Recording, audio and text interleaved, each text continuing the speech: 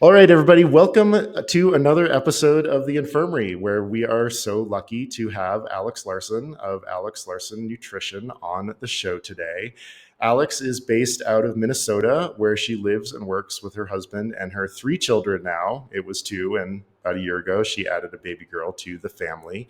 The mission of Alex Larson Nutrition is to support endurance athletes with practical and simple nutrition advice for lifelong health and performance. Alex, welcome to the Well, show. thank you for having me.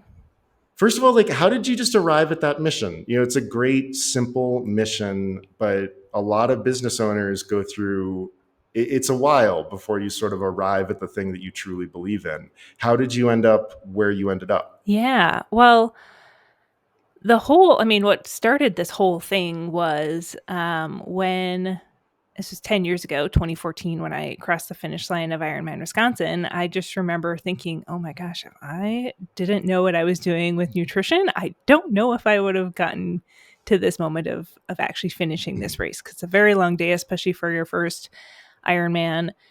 And it's kind of a war zone in the run. You see all sorts of people having horrific times with, vomiting and muscle cramps and crying and struggling mentally. And I just remember thinking oh, I wonder if I could help my people. I think of all endurance athletes as just like my people, where, my husband doesn't do endurance sports. And when I told him I was doing this trail run a few weeks ago, he was like, and I was like, yeah, there's this hill apparently at mile 8 that's like a 14% grade and it's about a quarter mile long. And he's like, why would you do that? And I was like, I don't know. It's there's just something about doing these events. And so yeah, that was kind of where I felt my calling initially.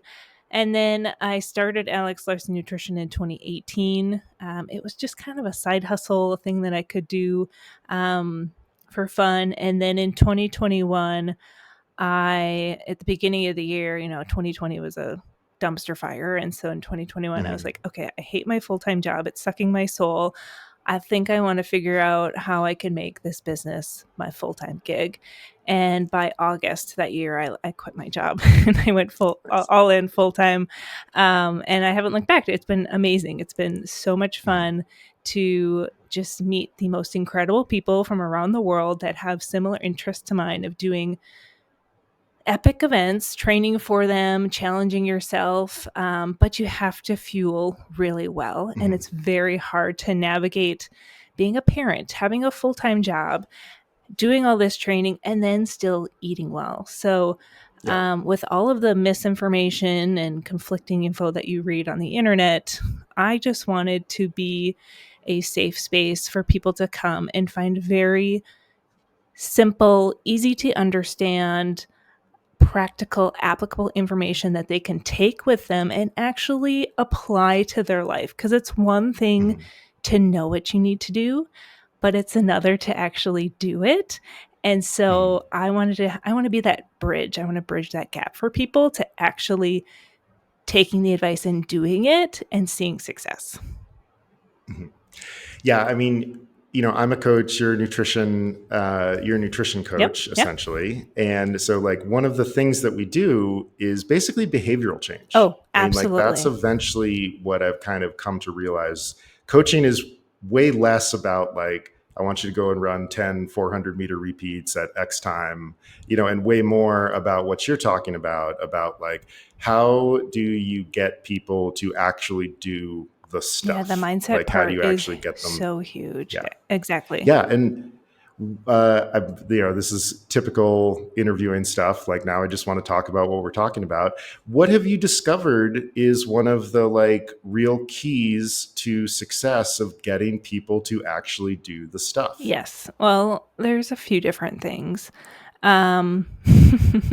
One, they have to kind of go in a mindset of I'm investing in myself here. I am going to put in the work and I'm going to make the changes and I want to create something that is sustainable for me long-term. They can't go into it as a quick fix mindset. You can't go in thinking that this is a temporary thing. You have to think of it as how can I really transform how I'm eating in a way that works well for me, that I'm going to be able to do long-term without a dietitian keeping me accountable for the rest of my life, without having to journal for the rest of your life. That is where I had to kind of hone in on like human psychology and figure out like, okay, how can I get them from A to B in doing that? And so, there's so many things I could say here. So like one is it has to be simple. It cannot be complicated. As soon as we make nutrition complicated for people, we see compliance just go down the tube. When we see it very overwhelming for people, that's another thing too. As soon as it gets overwhelming, it's like compliance just goes down. So we have to keep it simple. We have to keep it very doable for people, because once they feel successful, it builds momentum. It builds confidence in them. And so if they are feeling like a failure all the time and it's just a struggle, they're going to give up, because there's so many other things that they're dealing with in their life, and like they can just go back to their old eating habits and not have to think about it, because that's the easiest decision that people can make, is to not do anything at all. But it is a big step for people to say, no, I really want to put in the work and do this. And so you have to think of it as like an investment in yourself, not just like financially of working with a dietitian, but also just like that work. Because at first it does feel uncomfortable. You have to kind of embrace the discomfort. I call it the zone of suck. Like, hey, this is going to feel a little tedious. It's going to feel a little uncomfortable making some of these changes, but I promise you it will get easier. The more you practice it, the more you apply it, it's just going to start to feel more routine. It's going to feel like doable. It's going to feel like you're new you, but you're going to feel great at the same time. And that's when people are like, I don't want to go back to the old way where I was tired all the time, where my workouts felt like a struggle.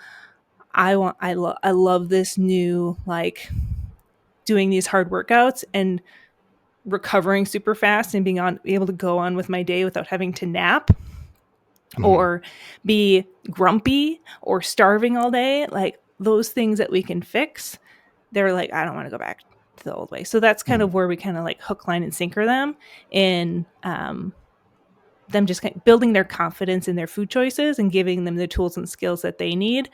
But it's kind of a process to get there, and you have to kind of be willing to go through that first. So it sounds like, do something simple. Something simple leads to a win. Wins lead to ongoing wins. Yeah. Like, you have to think of it as like, the model. I say we're going to look for the low-hanging fruit first. Like, what are some of the simplest, easiest changes we can make with their nutrition at first? Because we're not going to revamp everything overnight, because that would be a disaster.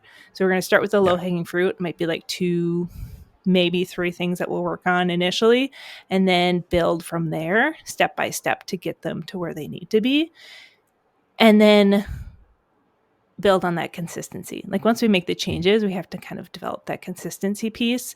And when I say consistency, that doesn't mean every single day, like achieving perfection. It's just like building it so it's like most days of the week when things are going well, you're getting your nutrition in. There's going to be some days here and there where you'll be like, oh, didn't quite meet my protein targets today.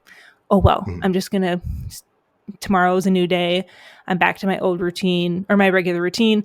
I know I'm going to be able to hit my protein tomorrow. Like, you just, or like maybe you didn't get to the grocery store that day and you were short on whatever it was. Like, okay, you're going to pivot, you're going to punt, you're going to figure out what you can do to get through the day with the best situation that's available to you. And then you're going to say, okay, I'm getting to the grocery store tonight, restocking my pantry, my fridge, my freezer with whatever I need, and we're going to get back into things tomorrow. You have to kind of be in that mindset of like, it's okay. It's just one day. It's not going to derail me for the rest of my life, and move on. Can you give me an example of some of those low-hanging fruit options that you have seen in real life? Like, what have been some low-hanging fruit examples in working with your clients? And I want to take a quick step back. We're not just talking about like exercise nutrition here, everybody. We're talking about daily nutrition and probably exercise nutrition. I think they're interchangeable, because it can be an athlete that's in the off season, maybe only training like 30, 45 minutes most days of the week, or it could be an athlete that's, in peak Ironman training. I think the foundation is the same. We would just need to tweak it and adjust it based off of your training volume. So with that day-to-day nutrition, I would say one of the most common low-hanging fruit that we adjust initially, and because it's just a magical meal, and is breakfast. So people's morning routine tends to fall to the wayside a little bit because they might be getting up extra early, getting their workout in, and then rushing to get out the door to work or getting their kids where they need to go.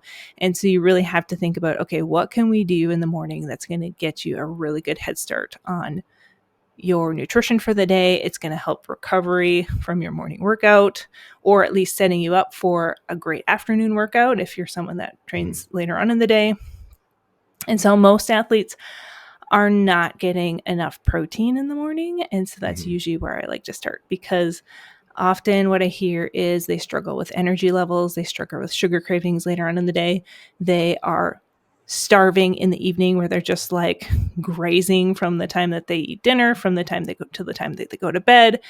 And it feels very like unregulated, and it feels, they feel like they're just out of control a little bit. And so I find that when we can get breakfast under wraps, it solves a lot of problems later on in the day. So I like to talk about like, okay, what's your routine look like? What's available to you in the morning that you can make very quickly? What are you currently eating, if anything? And so kind of working with what they're already doing and then just enhancing it. What can we add to that meal? Maybe we're going to start with just a protein shake. Like that's the easiest, quickest thing that they can get in the morning with what they're already doing at breakfast. And it's going to get them like 30 grams of protein, 20 to 30 grams of protein. I'm like, great. This is just going to help us get a much better start in your morning to hitting your target, your protein target goals for the day. Or it could be lunch. Maybe it's someone that just skips lunch altogether. They get in the groove of work, they forget about lunch, and then it's like 3:00 when they finally realize they're starving, and they'll have like a snack/lunch meal then, and then they're not super hungry for dinner, and then they're hungry like in the evening. So then we have to kind of rearrange some of their schedule, being like, no, let's try and find a way for you to get a lunch, even if it's just like a sandwich and a cup of soup, or like a side salad with a wrap or something, or even if it's a microwavable meal. I don't really care at this point. I just want to get something in that they're willing to do, and we can kind of start rebuilding that schedule, that habit for them, because then we can go into the evening, set up for success much better. What is happening to athletes' bodies when they like skip a meal, when they like skip breakfast, when they skip lunch? Like because this is a thing that happens all the time. I hear this all the time. People are like, all right, if you want me to get up and like be at the pool at like 5:30, like I'm not going to eat, and like I'm probably not actually going to eat until like 7:30 or 8. And I know that that's disastrous. But what's happening in these athletes' bodies when they are skipping meals? Yeah. Why is it something we want to avoid so much? One, it's really stressful on the body. If you think of an endurance athlete, they're training most days of the week. They're training pretty high, like a decent amount, even if it's in the off season. Most endurance athletes, like, we're just kind of addicted to this lifestyle. So we get in a good amount of workouts in, and we're wanting to still see some fitness gains and strength gains. And it requires a lot of energy to recover from our workouts and to have those like physical adaptations of getting stronger and leaner and more fit and have better stamina and endurance. I think people often will underestimate how much energy is required for that. And so when you miss out on a meal, there's no like nutrition there for your body to like reload glycogen levels or like rebuild and repair muscle. It's not like your body instantly recovers within an hour after that workout. It's kind of an all-day adventure, sometimes for a multi-day adventure for people to fully recover from a workout. And so if there is nothing there in the tank for your body to use, like, it delays that recovery. And that's where people get at risk for injury and illness, because our body is going to prioritize where that little bit of energy that we do take in is going to go to. It's not going to go to our immune system. It's not going to be able to be there for our muscles to properly repair and rebuild those tissues. It's going to go to, those things that it prioritizes in order to just keep us running. It's going to probably slow down our metabolism a little bit, because we're going to try and adapt to being able to survive and do everything that it can at a lower calorie level. it'll slow down digestion. So if you're someone that kind of struggles with like some kind of GI issues, some of our underfuel athletes, once we get them fueling better, they feel like they're more regular. They feel like they don't have as much bloating. And that's kind of an interesting thing too, like GI wise, like their gut health just improves when they're actually like fueling on a regular basis and getting enough in. Speaking of GI stuff, I think one of the reasons that like I first was like, oh my gosh, this woman is like very smart and very funny, is the preponderance of Instagram reels that are about poop. Yeah. And like nature poops. Yeah. Yeah, totally. It's great. And, running poops, morning poops, workout poops, all sorts of stuff.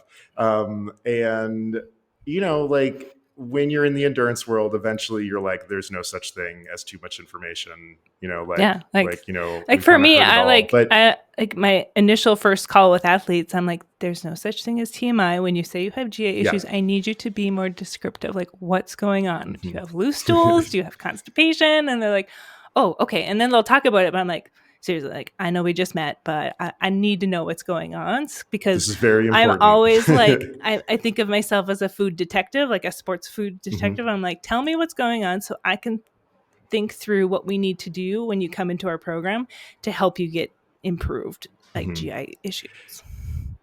And where did that like willingness come from? It seems like you sort of appeared like fully formed, fully happy to talk about poop on the internet. Like, where do you ascribe that kind of willingness to kind of jump into a topic that, might, be off-putting to some people at first? Like, where does that come from? I don't know. I guess like Alex? For me, I have always been someone where it's like, if you are going to ask for my thoughts on something, you better be aware I'm going to be brutally honest. And so like, there's no like beating around the bush for me. I'm just going to say it how it is. And I also really like to find the humor in things. I think I get that a little bit from my mom. Like if there is ever like a serious moment, she and I are immediately like cracking jokes, like trying to like lighten the mood of the room because we just can't stand like really serious like things. And so yeah, like on the internet I hate the fact that like we can get so serious, like here is how you have to eat all the time, like we're gonna be like robots and then we're gonna like look a certain way. And I'm like, no, let's just be fun and flexible and find the humor in some of the ridiculous things that we do as endurance athletes. Like we're going to have to take a nature poop if you're on like a really long trail run. Like it's okay. Or you're going to have to like, there's nothing better that you find on your run route than a porta potty. And like, you're just so thankful. Like you're like thanking God, like, thank you for this porta potty. You know what I mean? Like that's I think what makes, the endurance community so fun is because we've all been there and we all like get it. Totally. Well, speaking of like serious topics, I kind of want to pivot to what we're talking about today, which is like there is a kind of preponderance of opinion in the endurance world that like leaner is better and leaner is faster and all of this stuff. And like a lot of things in the endurance world, it's way more nuanced than that. Yes, everybody wants to be lean and fast at the same time. And sometimes that can be difficult and or even dangerous to achieve.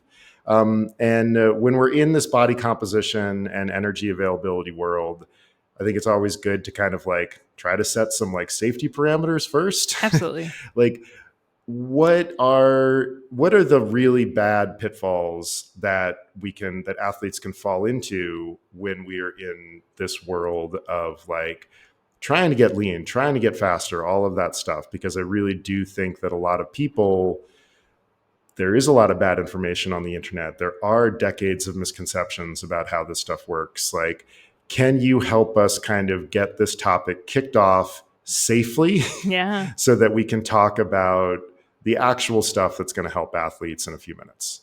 Yeah. So this is something that I've kind of been going through my own mental journey about how to approach this.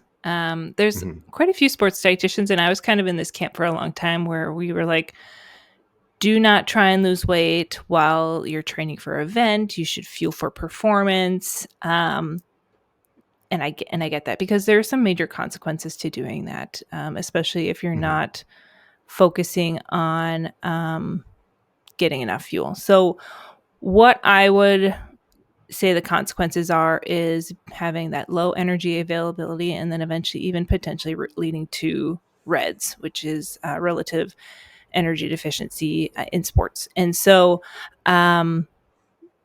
we see injury risk, we see illness risk, we see bone health risk, we see hormone deregulation. We see with women, they'll lose their periods or have like irregular periods. And it's not good health-wise for athletes to be in that state. And so a lot of times when we see athletes trying to lose weight, to get leaner, to improve performance, get faster, they do it in a way where it's very restrictive, and it puts them at risk for these things. And so I thought about it for a long time, and I'm like, you know what? A lot of these athletes are getting into this sport because they want to lose weight. That's like one of the reasons why they're like, I'm going to sign up for a triathlon, or I'm going to sign up for a marathon, and I'm just going to like lose some weight. And they're not looking to like win the race. They're not looking to qualify for Boston. They're just looking to finish. And I want to be able to validate their feelings and honor their desires, because when you just go into like training for a marathon or training for a triathlon and you don't understand that you have to apply this nutrition piece to it, a lot of athletes will actually sometimes see weight gain during that process. And that's really frustrating, because they're putting so much work into training for this event. But you have to tie in the nutrition piece in order to, one, be able to like train well, keep yourself healthy, and complete the training and get to race day healthy. But you also, in order to see the body composition results that you want to see, you have to do the right thing with nutrition as well. So I have kind of shifted my focus, being like, no, okay, we will help athletes get leaner, see some weight loss, but we want to do it the right way. When they say they want to lose weight, they mean that they want to lose excess body fat, but they want to keep the muscle, if not put on muscle. They want to look strong. And I get that. And they also want to train for this events. So we can do that, but we have to be very careful about it, and we have to do it in the right way. In terms of looking at like nutrient timing, making sure that we're still fueling their workouts really, really well. That's something where they will try and diet during their training, like not fuel beforehand, before their workout, or they'll skip a couple gels for their long run to save calories. And I'm like, that is the opposite of what we want to do. We want to fuel your workouts really well. We can look elsewhere in your day where we can be more strategic in helping you see the body composition results that you want to see, but still having you feel great in your workouts. We also want to make sure that their weight goal is realistic. We had one triathlete who was not overweight by any means, but his coach, for some reason, wanted him to be at a very specific weight. And we were like, where did he even come up with this number? Like, it was like he just pulled it out of his butt. And I was like, I don't agree with this like weight goal that your coach just randomly came up with, especially because if you were to show up on race day exactly this weight, we'd actually have to have you like 5 pounds less, because when we carb load you, you're going to have like 4 or 5 pounds of water weight on you just from carb loading. And so he did improve body composition. I don't think we actually got him to that actual number that the coach originally said, but he ended up qualifying for Kona regardless.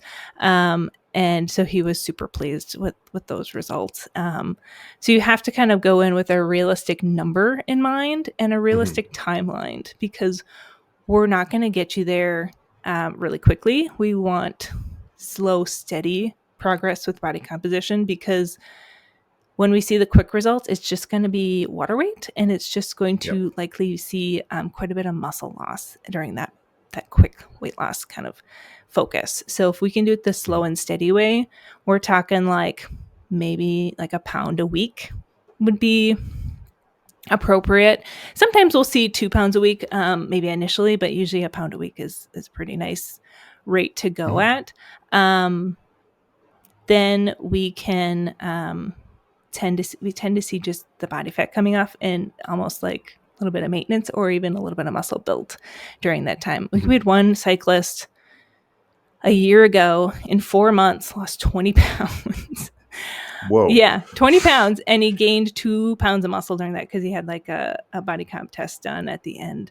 And he was like over the moon excited. But he completely transformed how he ate. Like he was eating really terribly initially when we first saw him. And then, in 4 months, his performance on the bike just like skyrocketed. And his teammates even messaged me and they're like, what did you do? Like he is an absolute monster on the bike now. He's so hard to keep up with. And I was like, I'm sorry, but I'm not sorry. Right. Totally. So yeah, like we've had kind of those situations where, they just went all in with their nutrition and they just saw amazing results. And sometimes I've had athletes who are eating like 800 calories more a day and they lost like 10, 15 pounds. But they're so severely underfueled that we just saw a huge improvement in their energy levels and their performance, and their body just responded in that really nice way just by eating more too. Which I think, one of the bugaboos that like we just hear all the time is people that sort of like slag their own metabolism without any any research about their own metabolism. Just there's this general like, oh, I just have a really slow metabolism. That's why I can never like lose weight or anything like that. And I think what you're talking about is really important. This fact that through eating more, there is actually sometimes a pathway to losing weight and improving body composition. What's happening there? What is actually going on? Because I think that the thing that a lot of when, people end up in these sort of vague, slightly conspiracy theory kind of places when they don't actually have the true story of what's occurring. So when an athlete starts fueling effectively, what's going on that allows their body to begin to move in a positive body composition direction? Yeah. Well, you have to, again, going back to like what's happening in the body when they're under fueling, their digestion is slowed way down because their body is trying to like get every little calorie out of the food that they're eating because it's like so underfueled. So there's like slow movement there, gut health wise. There's a lot of stress hormones going on because they're doing all of this workout. They're not getting enough fuel. Their body's just kind of like scrounging to like get through this stuff. And the metabolism is adapting. So it's like, okay, if you've been training and eating at like, let's just say like 1900 calories, but you really need more like 2700, 2600 calories, your body will slow down that metabolism to be able to kind of match what you're taking in over time. And so once we start athletes like getting to fuel more, we can kind of bring that metabolism back up to where it needs to be.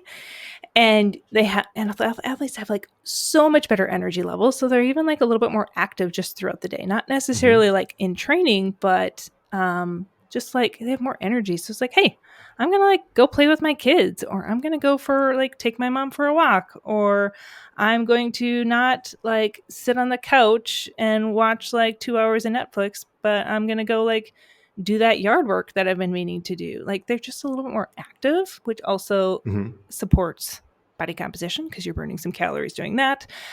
They're sleeping better because there's less like stress hormones running through their body. Their body's in a better, like healthier state, and your sleep quality improves as well, and which also can help with weight loss. There's associations and research with like better quality, more sleep, and weight loss. Also, when you're not like sleep deprived, you tend to not have I just experienced this last week because the baby was sleeping terrible. And I was like, why am I all of a sudden like craving Halloween candy? And I was like, it's something about like sleep deprivation and that like hunger hormones get really kind of off whack. And I had like some weird sugar cravings that I hadn't had in a while. And I was like, oh gosh darn it, I really gotta like take a nap here and get some more sleep. This baby's gonna start sleeping in a little bit more because she's waking up like 3-4 a.m. It was awful. And so there's something just like holistically, like as a whole in your body, when you are fueling more, there's just happier things going on, and we tend to see like just improved body composition all around. I love that. When you're fueling more, happier things are happening more often. Yes, That's absolutely. it's a great way to put that. Yeah. Well, and you're performing better too. Like you're able to, I mean, you probably have seen that as a coach. Like, I make fun of this again on Instagram where, coaches are like, oh my God, this happened when their athletes finally start fueling more, because you do see this like uptick in they're actually like doing the workouts as they're prescribed. They're not having to take an extra rest day because they're so tired. I've actually had coaches like email me and they're like, thank you so much for helping them with their nutrition because they are doing so much better. And I'm like, yeah, like I don't want this to sound like I'm bragging, but like we make coaches look really good because Yeah, like totally. we help Yes. align that nutrition with what they're supposed to be doing in their training. Yeah. And it really helps us because like, it's a lot like being a parent where like, you will say things to your kids for like ages and ages and ages, or in my case, say things to athletes for ages and ages and ages. And it just takes an outside person like saying something close to what you're saying. And it's not triangulation. It's more like we're all like, there's two people that you respect that are on the same team that are telling you the same thing. And like coaches, like eventually, like, it's not that my athletes tune me out eventually, but, they hear my voice a lot. And hearing a piece of information about fueling correctly from somebody else is so helpful. Yeah. Because like that's sometimes what it takes to get through to the athlete. Like, oh, wow, okay. Both of these people who are ostensibly, experts in their field are telling me the same thing. Maybe I should finally start doing it. Yeah. And I feel like for us, because we're going in specifically talking about nutrition, I feel like it's almost a little bit different because we're really helping connect the dots for them. So we do use some food journaling in our process. And Nice. I say that when I talk about the food journaling with them, I'm like, okay, I just want you to know this isn't because you're on a diet. This is the last way. That's the last thing I want you to think about this. This is a learning tool for you because you are going to be able to actually visualize how the food choices you make translates to the nutrition that you're providing your body, which translates to how you're feeling in your day-to-day energy and in your workouts. And so they actually are able to see when like they have a really amazing workout, we're like, yeah, well, look at how you nailed your nutrition this past week, how you hit your protein targets. You have no fatigue this weekend now because you've been really like honing in on this nutrition. Like you fueled so much more before this workout and look at how much better it is now. So they can actually visually see and connect the dots. And that's how you convert them into a believer. Nice. This whole word of diet, I know is something that, especially in your social media, you really urge people to move away from that term.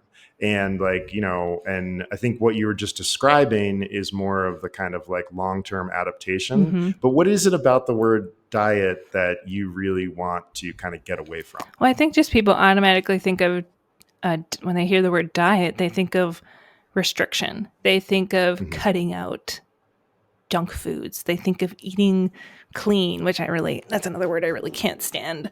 They think like they have all of these like negative connotations. I think I'm a child of the 90s. So it's like, it's all about dieting. It was all about looking rail thin. And it's not that the word diet itself is bad. Like if I'm like, hey, let's talk about your diet. Like that's different than saying like, oh, I'm on a diet. But I think we still associate that word with like restriction. And I don't want athletes to think of how they eat as restricting. I want them to think of it as how can we enhance your eating? What can we add to your day that is going to support your body with what it needs? And when we add to our day and think of food in a positive way, we have a better relationship with food mentally. And oftentimes, like when you're eating enough of the things you should be, you're eating less of the things that are going to not be supportive of your goals. When people I had this one triathlete a few years ago who was like, I love sweets, Alex. He goes, nothing is safe in my house. If they are in my house, I am eating it. And I'm like, okay, like we'll get to that, when we'll cross that path when we get there. But let's just first like hone in on adding these things to your day, getting enough protein. And there's some other, and like fueling your workouts a little bit more. And then after like a month, he had lost a little bit of weight at that point, and he was eating more. He's like, Alex, what are we doing? Why am I losing this weight? And I'm like, eating more than ever. And he goes, and by the way, there's been a box of Krispy Kreme donuts on my counter for the past week, and I haven't felt compelled to touch them. Like, who am I? I was like, well, you're just really well fueled now. Your body feels like it doesn't need that. It's not going to crave that stuff. And even if you wanted to have one, you could have had one, but you probably didn't need the whole, you probably didn't even feel compelled to eat the whole box. So it's kind of a different mindset shift for people when you think of like, what can I add to my day, or add to my breakfast, or add to my lunch, or what can I include at my mid-afternoon snack when it's 3-4 o'clock and I'm starving, but I'm not going to have dinner till 6:37. What can I add to my day that's going to best support me, instead of looking at it as a diet? Yeah. What are some of the like big misconceptions that you just wish you could just like, I mean, like you probably don't wish you could wave a magic wand and they would disappear because you probably would have fewer clients. But like, what are some misconceptions that just plague our industry and that you see, you know, maybe not 100% of the time with the people you work with, but like a significant amount of time where you're like, gosh, like clearly there is some like social message out there that is telling people the wrong thing. Like, what is something that you see a lot of? If I could wave a wand for one thing, it would be just how polarized we are as a society with food. Where, I mean, as humans, we're just like tribal in nature. So it's like we love to like, I'm like keto camp, or I'm like fasting camp, or like, and then we just get to like bashing each other.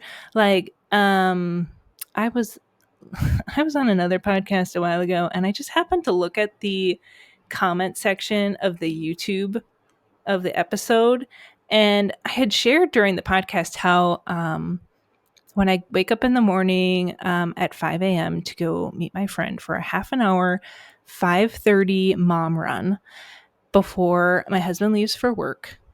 And if I don't have like a little bit of like applesauce or like something like 15 grams of carb, that last like 10 minutes of the run feels like kind of rough. And even afterwards, I feel kind of rough. I was like, but if I have those little bit of carbs beforehand, I was like, it makes the world of a difference. Like the last 5-10 minutes feels really strong. I feel great afterwards. I don't feel like run down. And then I go home, have breakfast, and all is well in the world. And someone in the comments of that YouTube was like, that's so bad that she has to have those carbs before a half an hour workout. And I was like, what is so morally wrong about having to have like 15 grams of carb? I have dinner at like 5:30, 6 o'clock every night because I got kids. And I often don't have a bedtime snack because I usually eat a good amount during the day. So I'm like going like 11 and a half hours of fasting, overnight sleeping before that workout. I'm like, yeah, I need a little fresh carbs in me. Like, what is so morally wrong about that? Like, I was like, maybe you should reflect on that. And so my reply to them, I'm like, why that is so wrong, and why it's like some sort of like gold medal that they think they're achieving by doing their runs fasted. That to me is so weird. So this whole polarizing thing of like, this is how I do it and everyone else is doing it wrong. Like, let's be a little more open-minded and accepting. That's what I would really love. But let's just also talk about that fasting can be really harmful for athletes to do their workouts that way. You know, if it works for people, great, but just because it's possible doesn't mean it's optimal.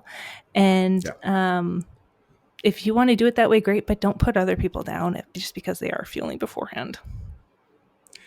Yeah, I think one of the things I work against all the time is there's this weird dichotomy in the training side of things where it's like you're a train by feel coach or a train by data coach. And I'm like, why in the world are we leaving half of this information on the table? Like, all of this stuff provides context for the other stuff. So like if you're training by feel, but you don't use any other information, you're not able to like learn, 5 out of 10 means, 155 beats per minute or 215 watts or something like that. And it gives you a chance to know that something is wrong. Well, yeah, I think I would agree with that. Yeah, like if your workout felt really hard, but then you look at like the power that you put out on the bike and you're like, oh, something's off here.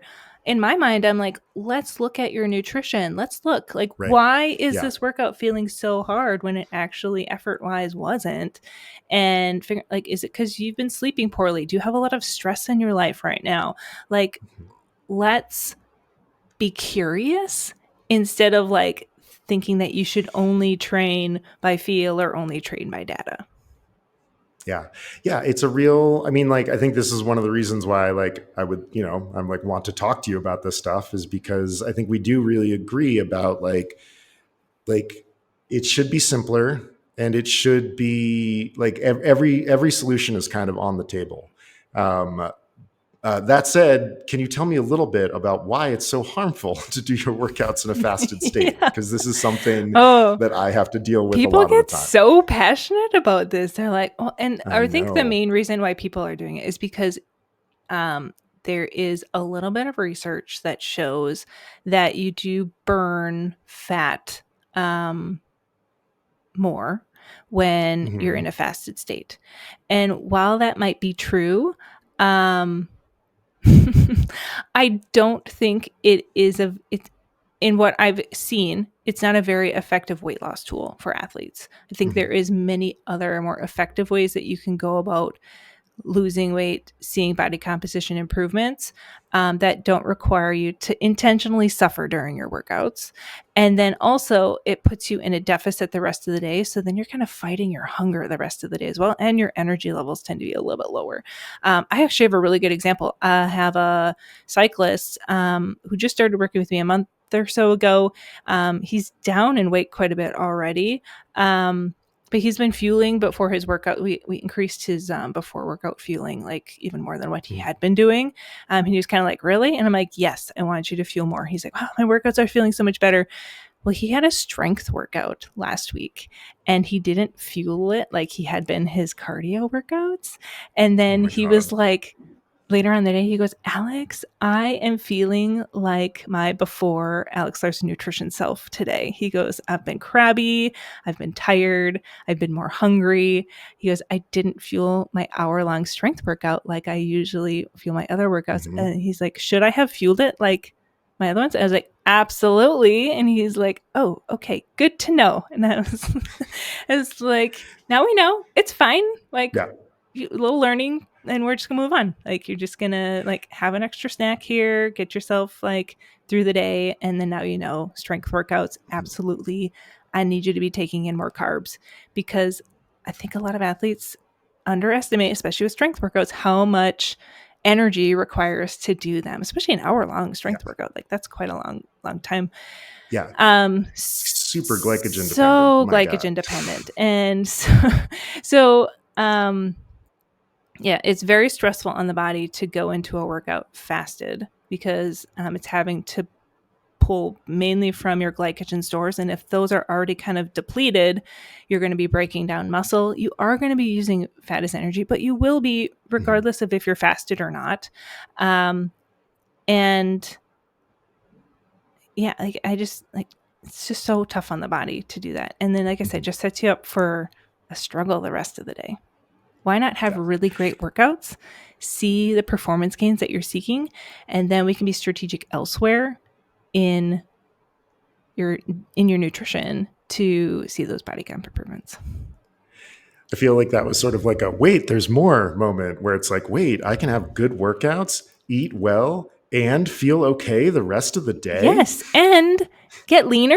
Oh my gosh, like this sounds like this perfect world. Yes, we can do it, but I will say it's probably, and I'm not just saying this because I'm a dietitian, in my experience, the best way to go about it is working one-on-one with a dietitian, because it can be really tough navigating it on your own. So with us overseeing your nutrition and help guiding you through the process, we tend to see really great results in both performance and body comp. We've only got about a few more minutes because I got to get you out the door to pick up a kiddo. But a few fun things that I want to talk about, because that last bit is like, that's probably going to be our like cold open of like all of these things that you can have by working. And, I think what you just said, that part about like alleviating the second guessing from working alone, like that's what's so hard about athletes who are self-coached and who are trying to do this, is like with somebody guiding you, like that sort of takes away that second guessing. It takes away that mental stress, that like, oh God, am I doing this right? Like, I don't know. And then with someone like you can just be like, yes, yep, this is normal. All of these things are normal. I'm in my own little body composition journey right now. And when I was like ready to really hone in on it, I like messaged Mary on my team. I was like, hey, Mary, here's my numbers. I was like, can you help me decide what I need to do with my nutrition? Because I'm just like, for some reason, mentally stuck in deciding what I need to do. And so she's like, well, if you were my athlete, this is what I would tell them. And I'm like, okay, perfect.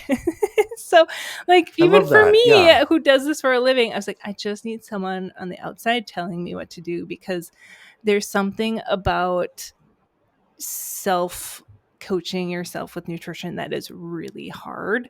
And you have to think of it as a temporary thing. Like, you're not going to be working with a dietitian for the rest of your life. I don't want to be working with you forever. Like, if they're still with us in 2 years later, we suck at our job. So like, we want to make this a temporary thing to just provide you the skills and the tools and the strategies for you to feel confident in how to fuel your body moving forward without having to work with a dietitian. That's our goal. Nice. Okay. Silly question. And then I'm going to ask people where they can do all of this working with you. I learned on your website that, just like me, you are a hardcore nerd. I am. And that you are a big fan of the Star Wars, Harry Potter, and Lord of the Rings intellectual properties. Yes. If you had to pick one for the rest of your life, which one would you stick with? Star Wars. Yeah. Nice. Okay. Yeah. Tell me about that answer. I think that would be my answer too, which is crazy as a big D&D person, but tell me why Star Wars speaks to you. I don't know. Like, my childhood literally was like summers with, I had an older brother and a younger sister, and we'd be home, we didn't have cable. We didn't have like smartphones or anything. And so we would watch Return of the Jedi, like probably 3 times a week. It was my favorite. And yeah, like, I don't know. I just really love the Star Wars, just all of it. It's just, I love it. And like my kids, all of it, all of the prequels and sequels and everything. Yeah. I liked the last one. It was okay. What is that episode? Rise of Skywalker. Yeah, that was not like my favorite. I was like, that was okay. But yeah, I didn't like, everyone like hated episode 1 for some reason, and I thought it was great. I don't know. Yeah. I just liked Star Wars as a kid. And so my boys are really sensitive to movies. Like, they are like really big feelers. And so we have not been able to watch anything other than like Pixar movies. And I don't know if they'll ever watch like grown-up movies. I'm just like, in my mind, I'm like, I just don't know if we're ever going to be comfortable watching Star Wars. But they like the like animated, there's some Young Jedi stuff on like Disney Junior that they really like, and they're into that. And so my oldest is a stormtrooper for Halloween this year, and that's been wonderful. Pretty fun. Yeah. A friend of mine's son is a clone trooper. Oh, nice. They're definitely doing like the Rebels kind of era for Halloween. I almost made the baby Grogu, but instead she is Boo from Monsters Inc. And then I'm Sully. I have a little Sully onesie. It's pretty cute. My husband likes Monsters Inc. So yeah, I almost, it was so close to getting her a Grogu costume. Well, there's still time. Grogu's kind of like a toddler, so you got like maybe another couple years where that's gonna function. Well, I mean, she's like a year, so I mean, it would have been perfect this year. But she's really cute as Boo from Monsters Inc. Well, Alex, where can people find you, talk to you, work with you so they can stop making all of the mistakes in their training, they can fix their body composition and stay healthy at the same time, they can have more energy, they can train for Ironman and marathons and maybe see a little weight gain and then some weight loss? Where can people find you and work with you? Yeah. So at Alex Larson Nutrition on social media channels. And then my website is alexlarsonnutrition.com. My service is on there. I just have one main one-on-one coaching program. Everyone comes in the same program. We just personalize it to you, and you're in it for a different length depending on your goals and your needs. And so if you're interested in that program and you have questions, you can always reach out to me either through the contact page or emailing me. But otherwise, just fill out an application and I jump on a call with athletes. We talk for about 40 minutes. So I really understand what your goals are, make sure we're the right fit, and then get athletes started. So that's kind of that process. And check out our blog too. We have a really fantastic blog. We've been working on it over the past 2 years. Our goal, this is a very subjective goal, was to have the best endurance nutrition blog on the internet. And we're up there. It's pretty decent in terms of like variety of information on supplements and women's health and protein and recipes and training for specific events at specific times. So yeah, definitely check out the blog as a resource for people.